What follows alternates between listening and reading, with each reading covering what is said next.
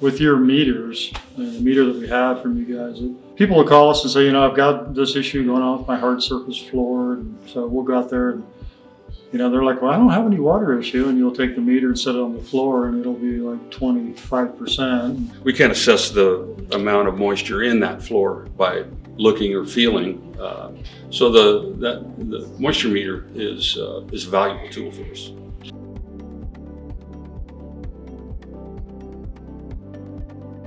We are using a Wagner meter. Prior to that, we're using a pin meter, but it's really hard to use sometimes.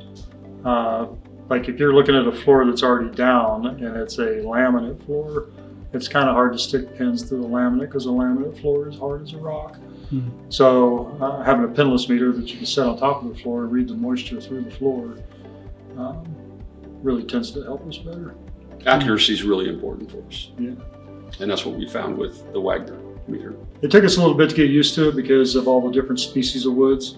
We got the kit and it had a card in it that had a certain amount of species, but if you go into the website, it's got all the wood species you would ever think of. So once we get that information, and we're able to find the different species of woods, and then the subfloor, if it's OSB or plywood, you set your meter to whatever, so you can read the moisture in the subfloor and then also read the moisture and whatever species of wood you're working with. That's what's gets back to that accuracy thing, because it can dial in so specifically. It absolutely increases the accuracy of what we're seeing. Yeah, our hardwood and our subfloors have to be within a certain percentage of each other. If they're too far apart and you install it, then you're going to have some issues with your wood floor. It's really critical that we know what those numbers are. The pin meter that we were using prior to would get us in the ballpark-ish. Mm-hmm. So this meter, it's way more specific to what we need. There was floors that we would stick a pin in and it would read something at that time, and then a couple hours later we stick again and we get a different kind of a reading. Right. So that doesn't work. It's got to be accurate, and